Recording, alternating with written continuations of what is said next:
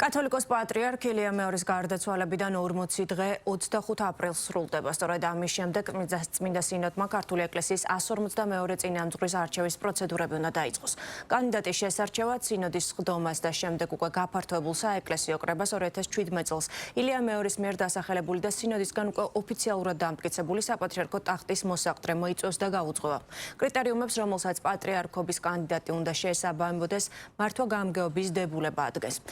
ეროვნებით ქართველი ბერი საქართველოს მართლმადიდებელი ეკლესიის მღვდელმთავარი საღვთისმეტყველო განათლებით და საეკლესიო მმართველობის საკმარისი გამოცდილებით ასაკით არანაკლებ 40 და არაუმეტეს 70 წლის. სწორედ ამ მონაცემებს უნდა აკმაყოფილებდეს ის სამი მღვდელმთავარი, რომელსაც სინოდი შეარჩევს. სამი კანდიდატი, რომელიც სინოდზე ყველაზე მეტ ხმას მიიღებს, უკვე გაფართოებულ კრებას წარედგინება. აღსანიშნავია, რომ ახალი პატრიარქის არჩევაზე მსჯელობასაც განსაზღვრული ვადა აქვს. საქართველოს ეკლესიის გაფართოებული კრების მოწვევა კათოლიკოს პატრიარქის გარდაცვალებიდან 40 დღის შემდეგ ხდება, თუმცა არა უგვიანეს 2 თვისა. ამ შემთხვევაში ეს შუალედი 25 აპრილიდან 17 მაისამდეა. კათოლიკოს პატრიარქი ის მღვდელმთავარი გახდება, რომელიც პირველივე ჯერზე ხმების ნახევარზე მეც. ამ შემთხვევაში 20 ხმას მიიღებს. წინააღმდეგ შემთხვევაში განმეორებითი კენჭისყრა ორ უპირატეს კანდიდატს შორის გაიმართება. პირველ რიგში ჩვენ მიჩვეული ვართ სახელისუფლებო არჩევნებს, სადაც ვნებათა ღელვა ამა თუ იმ პოლიტიკურ პარტიებთან, კანდიდატებთან დაკავშირებით და აი ეს პროცესები, რომელსაც მიჩვეული ვართ და ჩვეულია, არ უნდა გადმოვიტანოთ საეკლესიო სულიერ ველზე. რადგან აი მაგალითად თქვენ ფიქრობთ, რომ სინოდი დაიწყება, რა თქმა უნდა, იხელმძღვანელება იმ დებულებით, რაც ეკლესიაში არსებობს, მაგრამ არავინ არ ვფიქრობთ, რომ ეს სინოდი იწყება ლოცვით. ამ ლოცვაში სინოდის წევრები შესთხოვენ ღმერთს, სული წმინდას, რათა მადლმოსილად, მადლის მიერად, ღმერთის ჩარევით წარიმართოს ეს საქმეები. ეს არის სულიერი ველი, სადაც აი კატეგორიები, სულიერი კატეგორიები, როგორც არის ღვთისნება, ღვთისგანგებულება, ღმერთზე მინდობა, ღმერთის მიერ გამორჩევა, ღმერთის მიერ ქმედება. აი ეს სულიერი ტერმინები ჩვენთვის საერო ამბებს მიჩვეული, ცოტა შეიძლება უცხო იყოს და სინამდვილეში ეკლესია ამ განზომილებაში ცხოვრობს, ამ წესრიგით ცხოვრობს.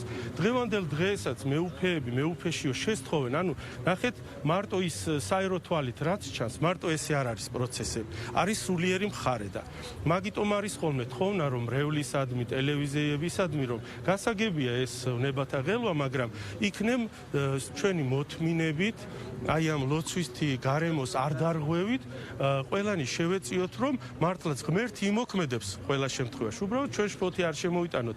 ღმერთი რომ არ მოქმედებდეს, 1700 წელი ეკლესია ასე მტკიცად დღევანდელ დღემდე ვერ მოვიდოდა. საპატრიარქო კანდიდატების გამორჩევა ხდება წმინდა სინოდის კრებაზე, რომელიც სავარაუდოდ ჩაინიშნება პატრიარქის 40-ის შემდგომ და გამოირჩევა სამი კანდიდატი კენჭისყრით. კრიტერიუმები ამ კანდიდატების არის შემდგომი, ერთი რომ ასაკობრივი ზღვარი არის და მეორე ყველას უნდა კონდეს, გამორჩეულ კანდიდატს უნდა კონდეს უმაღლესი სასულიერო განათლება მიღებული.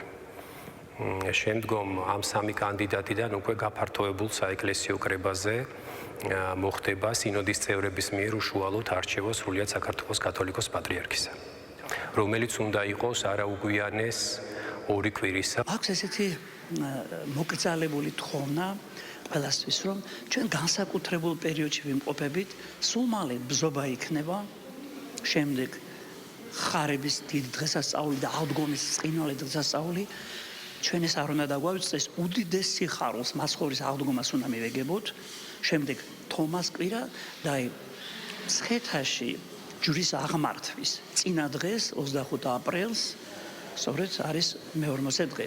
ჩვენ უნდა ვილოცოთ, მარხვის სარბიელი სათანადოდ გავატაროთ და ვიფიქროთ ყველაზე მთავარზე, მაცხოვრის წმინდა აღდგომის დღესასწაულზე. ყველაფერი კარგად იქნება, რადგან ჩვენ ვიცით, ჩვენი პატრიარქის საოცარი დალოცვა და სიტყვები ქართველო ერთად ღვთისაკენ და არანაკლებ მნიშვნელოვანი საქართველო მიყვარხარ.